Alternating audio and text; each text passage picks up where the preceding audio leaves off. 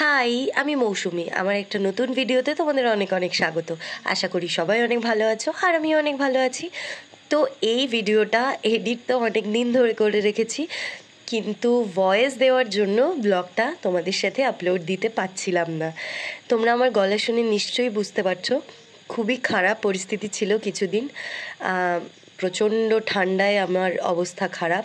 যাই হোক, বাদ দাও সেসব কথা, চলো আজকের ব্লগটা এখান থেকে স্টার্ট করি। তো আমি যাচ্ছিলাম কিন্তু ঋষভ, আর ঋষভ আমি কিভাবে গেলাম সমস্ত কিছু আজকের ভিডিওতে শেয়ার করব তোমাদের সাথে।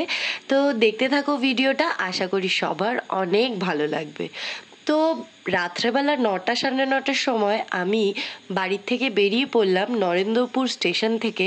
বরকে টাটা বাই বাই করে ট্রেনে উঠে চলে আসলাম শিয়ালদা। আর সেখান থেকে আমরা 11টা 20 পদাতিক এক্সপ্রেস ধরে সোজা একদম এনজিপি। সকালবেলায় ঘুম থেকে উঠেই দেখি এরকম একটা সুন্দর ওয়েদার দেখে মনটা কিন্তু বেশ ভালো হয়ে গিয়েছিল। তো এই তো আর কিছুক্ষণ পরেই কিন্তু পৌঁছে গেলাম আমরা এনজিপি। আর এখান থেকে তো আমাদের গাড়ি বলাই ছিল।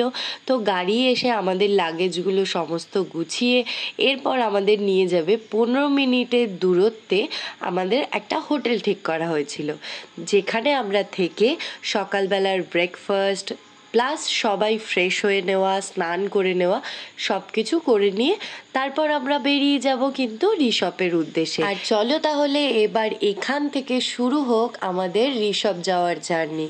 ও, একটা কথা তো বলাই হয়নি, এটা কিন্তু ছিল আমাদের অফিস ট্যুর। আর অফিসের সবাই মিলে যাওয়ার মজাটা তো অন্যই রকম। আর এই যখনই পাহাড়ে যাওয়ার কথা হয় না, তখন আমার মন অন্যই রকম হয়ে যায়। কেননা আমি কিন্তু সমুদ্র থেকে পাহাড় অনেক বেশি পছন্দ করি। সমুদ্র তো সেই সব জায়গাতে একই রকম, কিন্তু পাহাড় কিন্তু বিভিন্ন জায়গায় বিভিন্ন রকম। আর এই জন্যই পাহাড় আমার ভীষণ পছন্দের। আর যখন আমি এরকম চোখের সামনে প্রথম পাহাড় দেখতে পারি, তখন যে আমার মনে কি চলতে থাকে এই ভিডিওর মাধ্যমে আমি বলে বোঝাতে পারবো না। আসলেই পাহাড় খুব সুন্দর, দেখো সামনে থেকে কতটা সুন্দর দেখাচ্ছে। এটা কিন্তু আমার সেকেন্ডবার পাহাড়ে যাওয়া। এর আগের বার পাহাড়ে গিয়েছিলাম কার্শিয়াং। সেখানে গিয়েও আমি এত ভালো লেগেছিল যখন ফার্স্ট পাহাড় দেখছিলাম, আর সেম জিনিসটাই যখন আবার এখানে দেখলাম, ভালো লাগার অনুভূতিটা আমি হয়তো তোমাদের ঠিকভাবে ব্যক্ত করতে পারছি না। মনসুনে কিন্তু তিস্তা নদীর জল ঘোলাটেই থাকে, যেহেতু পাহাড় থেকে জলটা নামে সেই জন্য জলটা পুরো ঘোলা ঘোলা থাকে। আর এখান থেকে আমি এই জায়গাটার নামটা না ঠিক জানি না, এটা যদি কেউ জানো আমাকে অবশ্যই কমেন্ট করে জানিও তো এটা কোন জায়গা।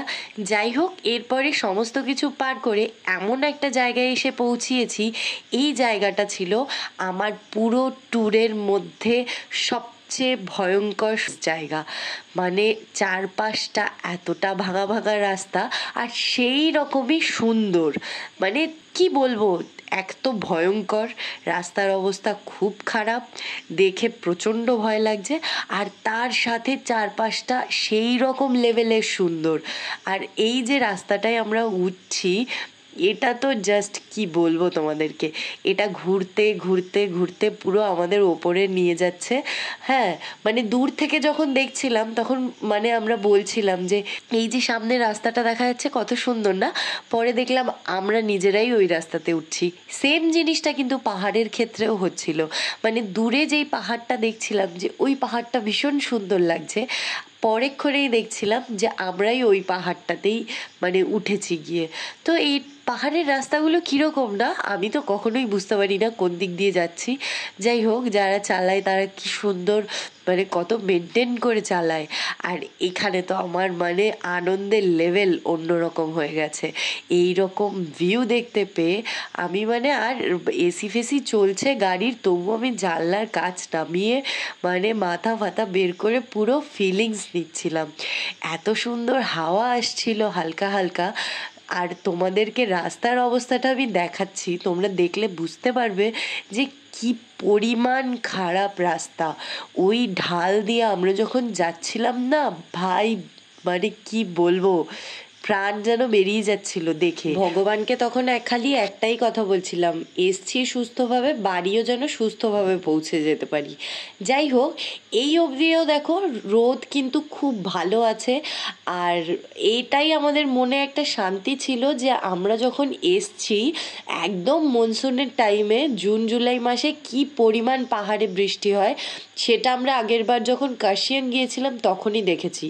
মানে মারাত্মক লেভেলের বৃষ্টি হয়, পুরো সারা সময় কুয়াশায় পুরো ভর্তি থাকে, কোনো ভিউ দেখা যায় না, একদম জঘন্য অবস্থা। কিন্তু তার থেকে দেখলাম আমরা যখন যাচ্ছিলাম ভীষণ সুন্দর ওয়েদার, রোদ ছিল, একদম পরিষ্কার আকাশ। কিন্তু যখন আস্তে আস্তে আমরা এবার ওপরের দিকে উঠতে শুরু করেছি তখন কিন্তু আস্তে আস্তে দেখছি রোদের মানে ইয়েটা কমছে, আর সঙ্গে এবার বেশ ঠান্ডা ঠান্ডা লাগছে।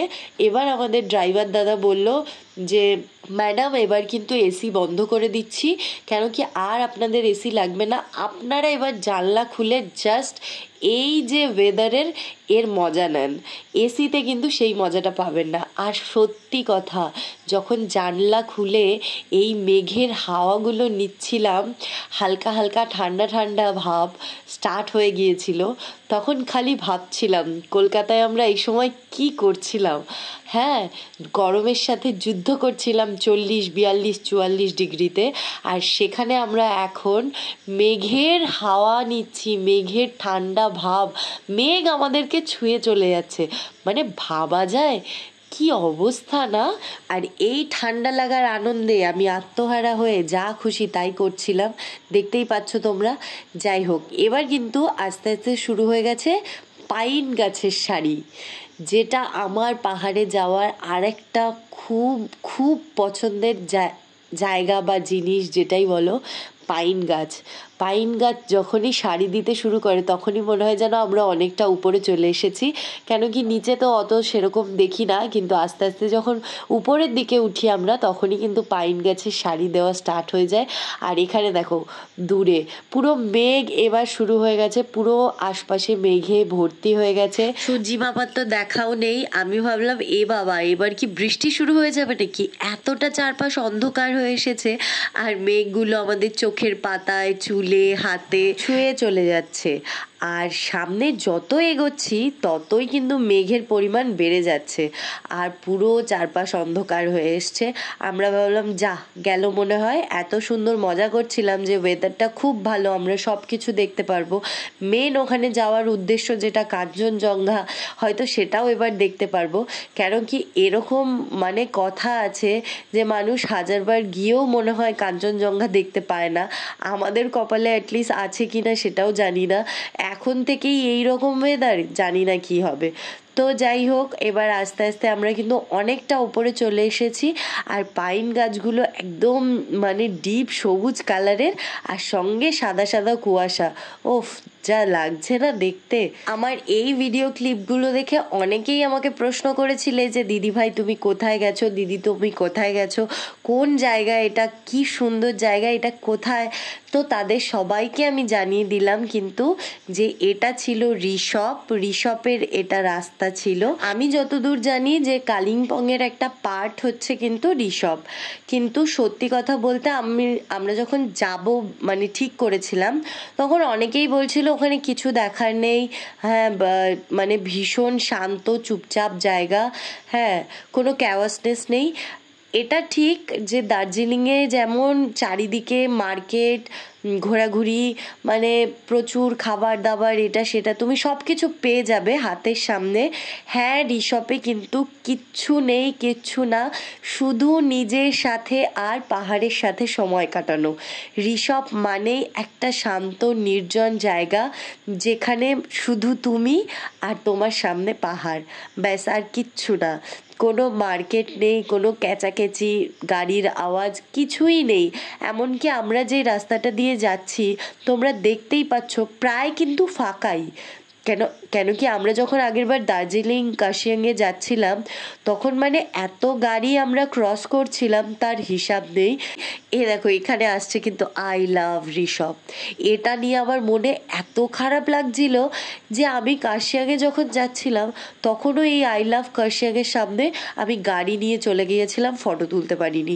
আবার সেম জিনিসটা এখানেও হলো, এই আই লাভ ঋষভের সামনে দিয়ে আমি চলে যাচ্ছি কিন্তু আমি ফটো তুলতে পারছি না।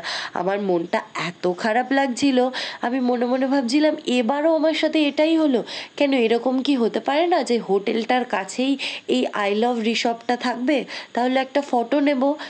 কিন্তু না। আর তাছাড়া মানে যে আমরা গাড়ি দাঁড় করিয়ে ওখানে ফটো তুলবো সেটারও স্কোপ হয় না, কেন কি পরপর না আমাদের গাড়িগুলো একদম পরপর থাকে, মানে আমাদের টোটাল 6টা মনে হয় গাড়ি ছিল, তো পরপর ছিল সব কটা গাড়ি। আর একটাকেও দাঁড় করানোর বসের কোনো পারমিশন নেই, তো সেই জন্য তো গাড়ি দাঁড়ানোর কোনো প্রশ্নই উঠছে না। যাই হোক, আমরা কিন্তু কথা বলতে বলতে এবার কিন্তু একদম পৌঁছে গেছি আমাদের হোটেলের সামনে। তো আই লাভ ঋষভের সামনে কিন্তু আমি ফটো তুলেছি, সেটা কিভাবে তুললাম সেটা আমি পরের ভিডিওতে তোমাদের অবশ্যই জানাবো। সেটার জন্য আমার ভিডিওগুলো তোমাদেরকে দেখতে হবে, তাহলেই বুঝতে পারবে। যাই হোক, এবার কিন্তু সত্যিই আমরা হোটেলের সামনে একদম পৌঁছে গেছি। 4 ঘন্টার আমাদের পাহাড়ের জার্নি ছিল, দিয়ে আমরা এখন হোটেলের সামনে পৌঁছিয়েছি। কিন্তু আমার বিন্দু মাত্র মনে হচ্ছে না যে আমি 4 ঘন্টার জার্নি করে আসলাম। আসলে রোডটা 3 থেকে 3.5 ঘন্টার, কিন্তু রোড যেহেতু খুব খারাপ ছিল তো সেই জন্য আমাদের টাইমটা আরও একটু বেশি লেগেছে, আমাদের মোটামুটি অ্যারাউন্ড 4 ঘন্টা লেগেছে। আর সত্যি কথা বলতে এই রকম পর্যায়ে এসে আমাকে যদি কেউ বলে যে তুমি কি আরও 4 ঘন্টা এরকম জার্নি করতে পারবে, আমি কিন্তু বলবো যে হ্যাঁ আমি রাজি আছি। কেননা এই রকম ভিউ দেখলে কার খারাপ লাগে, এরকম গাড়ি যেতেই থাকবে আর আমি দেখতেই থাকবো, বাস আর কি চাই, আমার কোনো সমস্যা নেই। আমাকে সারাদিনও যদি পাহাড়ের রাস্তায় গাড়িতে ঘোরানো হয় আমার সত্যিই কোনো সমস্যা হবে না, আমি সারা দিন জার্নি করতে পারবো। যাই হোক, অনেকেই টায়ার্ড হয়ে পড়েছিল কিন্তু আমার কিন্তু কোনো রকম অসুবিধা হয়নি। মুখে চোখে সেটা ধরা পড়লেও মনের দিক থেকে আমি খুব স্যাটিসফাই ছিলাম, খুব খুশি ছিলাম। আর এখানে তো রাস্তার সামনে বেশ অনেকগুলো হোটেল দেখছি, কিন্তু আমাদের হোটেলটা কিছুতেই খুঁজে পাচ্ছি না। আসলে আমাদের ড্রাইভার দাদা সে রাস্তা ভুল করে বেশি নিচে নেমে গেছে, এখন আবার সে উপরে উঠছে, কেননা আমাদের হোটেলের নাম ছিল রোজডেল, যেটা ছিল পুরোটাই আলাদা রুটে। হ্যাঁ, মানে এই রুটে তো পরপর অনেকগুলো হোটেল দেখতেই পেলে, কিন্তু আমাদেরটা ছিল পুরোই একটা সিঙ্গেল রুট, যেখানে গিয়ে লাস্ট আমাদের হোটেল, ব্যাস আর কিছুই নেই সেখানে। তো এই দেখো চারপাশটা তোমাদেরকে দেখিয়ে দিলাম। আমাদের ওই হোটেলটার সামনেটা বেশ কিছুটা এলাকা নিয়ে মানে পরপর গায়ে লাগানো 2-3টে হোটেল আমি দেখলাম, আর তারপর চারপাশটা পুরো ফাঁকা, মানে যেই রোড দিয়ে আমাদের হোটেলটাতে ঢুকতে হবে ওই রোডটা দিয়ে তুমি কোনো হোটেল পাবে না, পুরো ফাঁকা। যাই হোক, হোটেলের গেট থেকে এন্ট্রি নেওয়ার পরের ভিউটা তোমরা জাস্ট দেখো, এটা একদম আমাদের হোটেল থেকে এই ভিউটাই আসবে যে সামনে দিয়ে পুরো পাহাড়। তারপর যাই হোক, আমি ভাবলাম যে তাহলে বেশ ভালোই জায়গায় আমাদের হোটেলটা নেওয়া হয়েছে, যে আশপাশের জায়গাটা খুবই সুন্দর, বাইরে রুমের বাইরে আসলেই হয়তো এরকম ভিউ দেখতে পারবো। কিন্তু আমার কোনো আইডিয়াই ছিল না যে আমাদের রুম থেকেও এত সুন্দর ভিউ দেখা যাবে। মানে এই যে আমি এখন আমার রুমে যাচ্ছি, জাস্ট রোডটাও তোমরা দেখো, আর এই কাঠের বাড়িগুলো কি যে অসাধারণভাবে বানানো, মানে কি বলবো। আর এই যে আমি এখন আমার রুমে যাচ্ছি, রুমের সামনে থেকে এই রকম ভিউ। আর প্রত্যেকটা রুম এমন করে সিস্টেম করা যে নিচে একটা রুম, আবার লোহার সিঁড়ি দিয়ে উপরে গিয়ে আরেকটা রুম। তো আমার রুমটা ছিল ওপরে, সেই জন্য আমি এখন সিঁড়ি দিয়ে নেমে যাচ্ছি, নিচে নেমে ওখান থেকে আমাদের লোহার সিঁড়ি করে আবার আমাদের রুমে উঠতে হবে। রুমটা পরে দেখাচ্ছি, আগে চলো আশপাশটা ভালো করে দেখিনি, তারপর রুম দেখাবো। তো এই ছিল আমাদের রুমের বাইরের ভিউটা, এই রকমভাবে চারদিকে পাহাড় আর তার মাঝখানে আমাদের রুম। আর তার থেকেও বেশি আমার যেটা আকর্ষণ লেগেছে সেটা হলো পাহাড়ের ফুল। পাহাড় যেরকম সুন্দর সেই রকমই কিন্তু পাহাড়ের ফুলগুলোও খুবই সুন্দর। আর এখানে আমাদের যেখান দিয়ে সিঁড়ি আছে নিচে নেমে গিয়ে আমাদের রুমে ঢোকার, তার পাশ দিয়েই এই রকম টাইপের ফুলগুলো হয়ে রয়েছে। এই ফুলগুলোর নাম আমার জানা নেই, তবে পাহাড়ের গা দিয়ে আমি অনেক আগে থেকেই এই ফুলগুলো দেখছিলাম।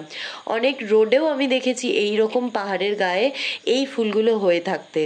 কি সুন্দর, মানে ছোট্ট ছোট্ট সূর্যমুখীদের মতো দেখতে। সূর্যমুখী চন্দ্রমল্লিকা যেরকম হয় ঠিক সেই রকম দেখতে লাগছে, কিন্তু খুবই ছোট সাইজের আর বেশ কালারিং, অনেক রকম কালারের হয়েছে। পাহাড়ে যেরকম ফুল রয়েছে সেরকম কিন্তু আমার মাথায়ও ফুল হয়েছে। দেখতে পেলে তো মাথার ফুলটা তোমাদেরকে দেখালাম যে আসলে আমার ড্রেসটা কীরকম হয়েছে, আর তার সাথে কিন্তু ম্যাচিং করে আমি ফুলের ক্লিপ লাগিয়েছি। আর এই ধরনের ক্লিপ আমি অনেকগুলোই কিনেছিলাম। তো কেমন লাগলো সেটা আমাকে কিন্তু অবশ্যই কমেন্ট করে জানিও যে আমার ড্রেসটা কীরকম হয়েছিল। তো চলো এবার রুমের ভিউটা দেখিয়ে দিই তোমাদেরকে। দরজা খুললেই আমাদের ঠিক এই রকম রুমের ভিতরে এরকম একটা ছোট্ট টিভি ছিল, একটা ড্রেসিং টেবিল ছিল, দুটো বেড ছিল, একটা ডাবল বেড, একটা সিঙ্গেল বেড, সঙ্গে একটা বড় সেন্টার টেবিল ছিল, আর ছিল একটা সোফা। প্রতিটা রুমেই আমি দেখলাম ডাবল বেড আর সঙ্গে একটা সিঙ্গেল বেড, কেন কি আমাদের 3 জন করে এক একটা রুমে অ্যালোকেট ছিল, সেই জন্য একটা ডাবল বেড আর একটা সিঙ্গেল বেড ছিল। তো আর আমি রুমে ঢুকেই সবচেয়ে বেশি যেই জায়গাতে আকর্ষিত হয়েছি সেটা হলো আমার বেডের পাশেই জানলা খুললেই পাহাড়।